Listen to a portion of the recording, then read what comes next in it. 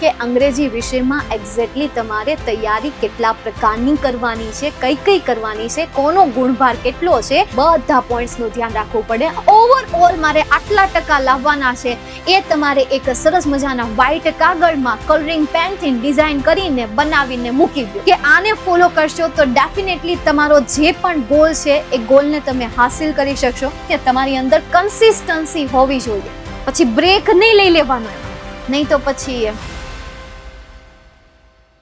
Hello everyone, કેમ છો મારા વહાલા બબર શેર અને બબર શેરનીઓ? મજામાં ને? ધોરણ 10 વિષય અંગ્રેજી અને હું ધ્રુવી મેમ તમારી સાથે આ ધોરણ 10 ના અંગ્રેજી વિષયની એક નવી જર્નીની શરૂઆતમાં તમારી સાથે, અને આજના સેશનમાં ખાસ તમારા માટે આખા વર્ષનો રોડ મેપ લઈને આવીશું કે જેનાથી તમે બેસ્ટ તૈયારી કરી શકો. વધારે વાંચવાથી બેસ્ટ રિઝલ્ટ ન મળે, પરંતુ સારી રીતે વાંચવાથી બેસ્ટ અને 100% રિઝલ્ટ જરૂરથી મળે. અને એ જ સાચી રીત કંઈક હું તમને આજના સેશનમાં શેર કરવાની છું. તો ફટાફટ આવી જાઓ. આઈ નો કે 10th સ્ટાન્ડર્ડની તમારી એક નવી જર્ની શરૂ થાય છે. ટેન્શન સાથે, ઘણા બધા એવા ચિંતાઓ સાથે, માતા પિતાની અપેક્ષાઓ સાથે, તમારા સ્વપ્ન અને ક્યાંક ને ક્યાંક નેગેટિવ થોટ્સ કે જે અહીંયા આ જર્ની દરમિયાન તમારી સાથે હશે જ, કે જે તમને ક્યારેક ડિમોટિવેટ કરશે, ક્યારેક તમે એનાથી ગભરાઈ જશો, ક્યારેક તમને ડર લાગશે, ક્યારેક તમે ડાઉન ફીલ કરશો. પણ એની કદાચ એ બધું થશે પણ નહીં જો તમે આ રીતથી આખું અંગ્રેજીની તૈયારી કરો છો તો. ચાલો સમય બગાડ્યા વગર આપણે શરૂઆત કરીએ. સૌથી પહેલા કોઈ પણ રસ્તે જાતા પહેલા એ રસ્તો કેવો છે એની થોડી ઘણી તપાસ તો કરી જ લેવી જોઈએ.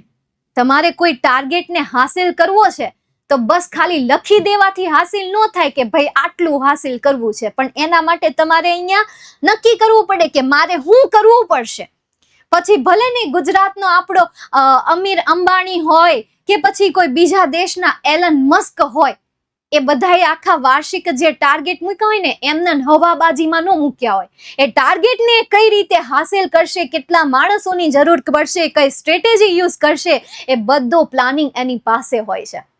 તો જ્યારે તમે અંગ્રેજી વિષયમાં કોઈ એક ફિક્સ ટાર્ગેટ મૂકો છો ને, તો એની પહેલા તમને ખ્યાલ હોવો જોઈએ કે અંગ્રેજી વિષયમાં એક્ઝેક્ટલી તમારે તૈયારી કેટલા પ્રકારની કરવાની છે, કઈ કઈ કરવાની છે, કોનો ગુણભાર કેટલો છે, ક્યાં તમારે સૌથી વધારે ફોકસ કરવાનું છે. આ બધા પોઈન્ટ્સનું ધ્યાન રાખવું પડે. અને એમાં તમારું પહેલું મિશન હોવું જોઈએ સિલેબસ અનલોક.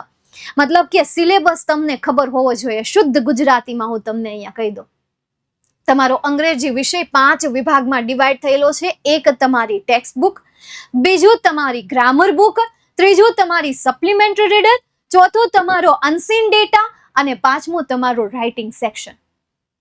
હવે આ બધાના માર્ક્સ તમે જોઈ લો કે આ આપણે ટેક્સ્ટ બુક છે તો ટેક્સ્ટ બુક કેટલા માર્ક્સમાં પૂછાય, તો કે 23 માર્ક્સમાં પૂછાય.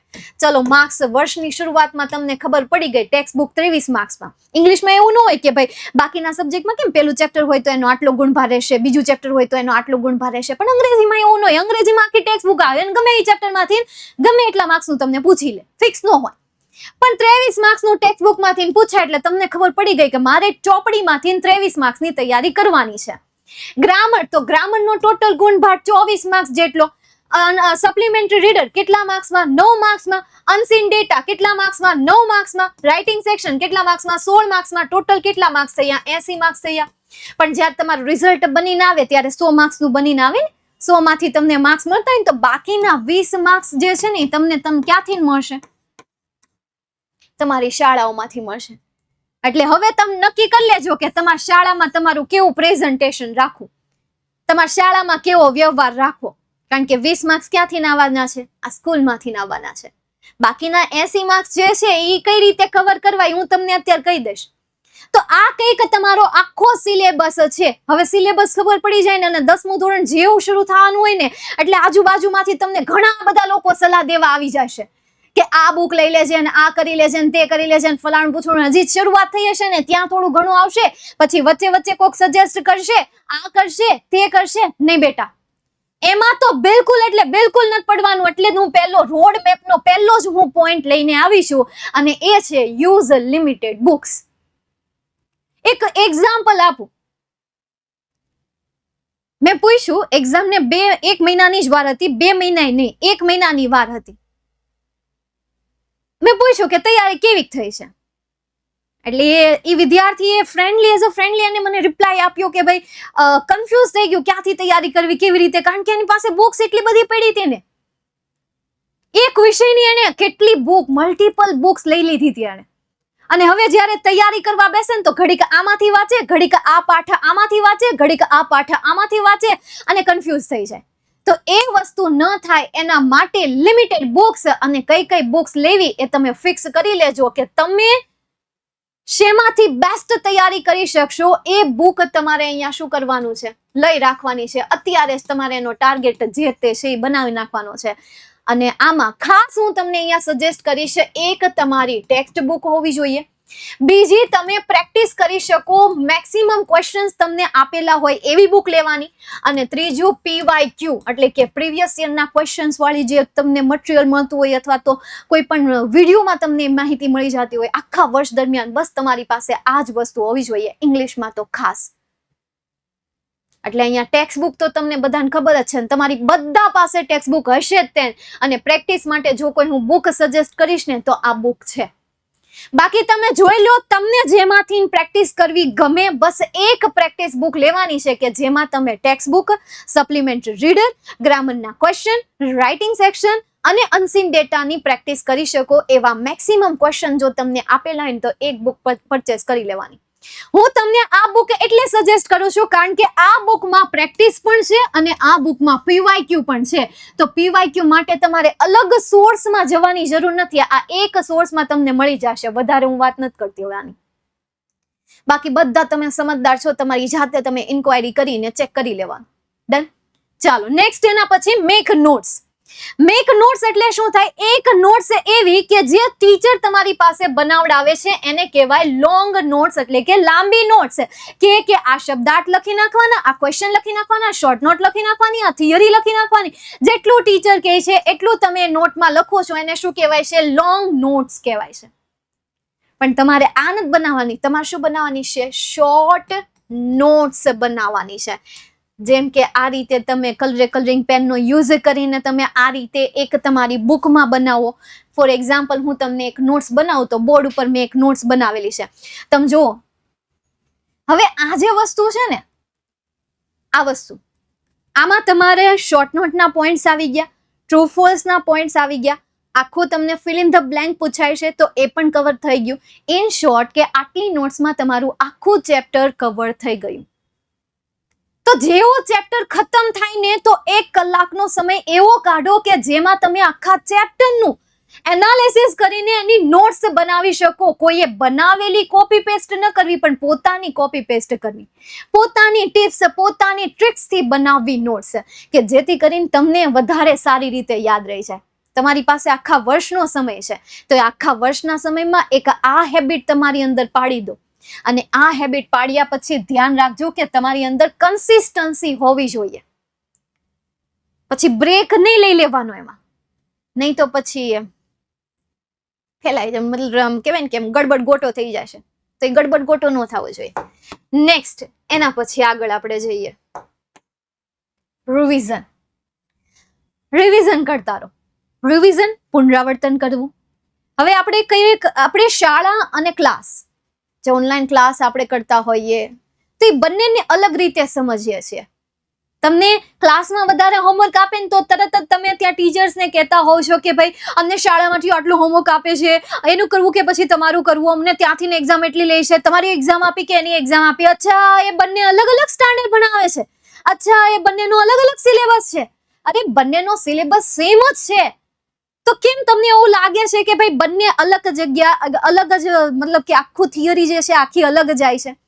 જે ચેપ્ટર તમને ત્યાં ભણાવવામાં આવે છે અને એ ચેપ્ટર જ્યારે તમે ક્લાસમાં ભણાવો છો તો એને રિવિઝન તરીકે ભણો. થાય કેવું કે શાળામાં ભણાવેલું ત્યાંથી છૂટ્યા પછી ભૂલી જાઓ છો. ક્લાસમાં ભણાવેલું, ક્લાસીસમાં તમે ભણાવેલું તો ક્લાસીસેથી છૂટો એટલે તરત ત્યાંથી ભૂલાઈ જાય છે. પછી જ્યારે એક્ઝામ આવે ફરીથી તમે એ ચેપ્ટરનું રિવિઝન કરો છો, એક્ઝામ ખતમ થાય ચેપ્ટર ભૂલાઈ જાય છે. તો આ વસ્તુ નથી કરવાની ને આ વસ્તુને કહેવાય છે રટ્ટા માર. અને આ રટણ જ આપણે નથી કરવાનું જે શાળામાં ભણાવ્યું, અને એ જ જો તમને ઓનલાઈન ક્લાસીસમાં ભણાવવામાં આવે છે તો એને રિવિઝનના પાર્ટ તરીકે સમજો. અહીંયાથી મેન્ટાલિટી ચેન્જ કરો, અહીંયાથી માઇન્ડસેટ ચેન્જ કરો, વિચારવાની પ્રોસેસ ચેન્જ કરો. ક્લાસીસમાં જે ભણો છો એ રિવિઝન તરીકે ભણો છો, એ રીતે ભણવાનું રાખો, અને જેટલું રિવિઝન કરી શકો એટલું રિવિઝન એમાં કરવાનું રાખો. ભૂલવાનું નહીં. ભણાવ્યું ભૂલી ગયા, એક્ઝામ આવશે ત્યારે જોઈ લેશું, તોડી લેશું, ફોડી લેશું, પછી કાંઈ નથી થતું. સમજાય? નેક્સ્ટ, છેલ્લું અને લાસ્ટ, ડિસ્ટ્રેક્શન. મતલબ કે આખા વર્ષમાં યાર તમે એક ટાર્ગેટ બનાવી લીધો કે હું તો આ કરી જ લઈશ, મારે તો હવે સારું રિઝલ્ટ લાવવું જ છે, મારે હવે વાંચવામાં ધ્યાન રાખવું છે, રીડિંગ જ કરવું છે, મારે આ કરવું છે, મારે તે કરવું છે, મારે આટલા માર્ક્સ લાવવા છે, અને ક્લાસમાં ટોપર બનવું છે. આટલા મોટા મોટા સપનાઓ જ્યારે તમે મોટિવેશન સાંભળો છો, જ્યારે તમે કોઈ પણ વ્યક્તિ દ્વારા કહેવાયેલા સારા શબ્દો સાંભળો છો, અને એનાથી તમે તમારા દિમાગમાં વર્ષની શરૂઆતમાં ટાર્ગેટ બનાવી દો છો કે મારે ઇંગ્લિશમાં આટલા માર્ક્સ લાવવા છે, તો શરૂઆતમાં એક અઠવાડિયા સુધી તો તમે એનું અનુસરણ કરશો, પણ જેવું એક અઠવાડિયું પૂરું થશે ને એટલે તમે શું કહેશો કે ચલો ને, છોડો ને, નથી કરવું, પછી કરી લેશું આપણે. હવે આજ ન કરું તો ચાલે, એક દિવસમાં શું થઈ જાય, ચલો આજે આ કરી લઉં છું, એ પછી કાલે જોયું જ હશે, કાલે હું કરી લઈશ, ભેગું કરી લઈશ. પછી ત્રીજા દિવસે એમ થાય કઈ નહીં, રવિવાર આવે જ છે, આ તમ તારે 3 દિવસનું રવિવારે કરી નાખીશ, કારણ કે રવિવારે તો રજા હોય. અને જેવો રવિવાર આવે એટલે શાળાએ જવાનું હોય, ક્લાસીસે જવાનું હોય, અને પાછું આપણે ક્યાંક બારે જવાનું હોય, એટલે આ 3 દિવસ ક્યાં ગયા, કાંઈ થયું નહીં. પછી જેવું આ તમને 3 દિવસ યાદ આવે ને એટલે નેક્સ્ટ વીકનું પાછું પેન્ડિંગ રહેતું જાય. તો આ જે પેન્ડિંગમાં જવાની પ્રોસેસ છે, અને કઈ નહીં આને હું પછી જોઈ લઈશ, આ જે થોટ પ્રોસેસ છે એ પ્રોસેસને જો ચેન્જ કરશો તો તમે જે ટાર્ગેટ, તમે જે મિશન, તમે જે તમારો ગોલ સેટ કર્યો છે ને, ત્યારે જ આ પૂરો થશે. અને એવું લાગે ને તો ડેનું પણ પ્લાનિંગ કરી નાખો. ફોર એક્ઝામ્પલ, તમે શાળાએ જતા હોય તો 5 કલાક તમે શાળાએ જતા હોય, ક્લાસીસ, ઓનલાઈન ક્લાસીસ તમારા ચાલતા હોય તો એ 2 કલાકના હોય, વધીને 3 કલાકના તમારા ઓનલાઈન ક્લાસીસ હોય, તો તમારી 8 કલાક આખા દિવસની ક્યાં જાય છે? ભણવામાં જાય છે. હવે આ જે 5 + 3 એટલે 8 કલાકમાં તમે જે ભણ્યું, એ 8 કલાકમાં તમને જે યાદ રહ્યું છે ને, એનું એકવાર ખાલી 30 મિનિટ આપો, 1 કલાક આપો, એકવાર એના ઉપર નજર તો ફેરવો કે કેટલી વસ્તુ, ચલો એ છોડો, તમને હોમવર્ક આપે છે ને, એ હોમવર્ક સભાનપણે કરો, નહીં કે મિત્રો સાથે બેસીને ગપ્પા મારતા મારતા આપણે હોમવર્ક કર્યા કરીએ. પણ એ જે હોમવર્ક કરો છો ને, એના માટે તમે જે 1 કલાક લો છો, એના માટે તમે જે 2 કલાક લો છો ને, એમાં સાથે સાથે તૈયારી કરતા જાઓ, બોલતા જાઓ, મનમાં બોલતા જાઓ, મનમાં એની કહાની યાદ રાખતા જાઓ, મનમાં તમે યાદ કરતા જાઓ, ક્લાસનો સીન યાદ કરો કે ટીચરે કઈ રીતે એક્સપ્લેન કર્યું હતું, કેવા એક્ઝામ્પલ આપીને એક્સપ્લેન કર્યું હતું, શું કોઈ સીન બન્યો હતો, એ સીનને યાદ કરો અને કહાનીને એ સીન સાથે રિલેટ કરો અને આખું રિવિઝન કરો. યકીન માનો કે એ સ્ટોરી અથવા એ ક્વેશ્ચન અથવા એ મેથડ ક્યારેય પણ તમને ભૂલાશે નહીં. અને કદાચ આજે બધું ભેગું થતું જાય ને વર્ષના અંતે, એ પણ થશે નહીં. આખા વર્ષ દરમિયાન તમે આટલા પોઈન્ટ ફોલો કરો. અંગ્રેજી વિષયમાં 1 બુક્સ ફિક્સ કરી નાખો, શેમાંથી પ્રેક્ટિસ કરશો, પ્રીવિયસ યરના ક્વેશ્ચન. નંબર 2 રિવિઝન કરવાનું રાખો.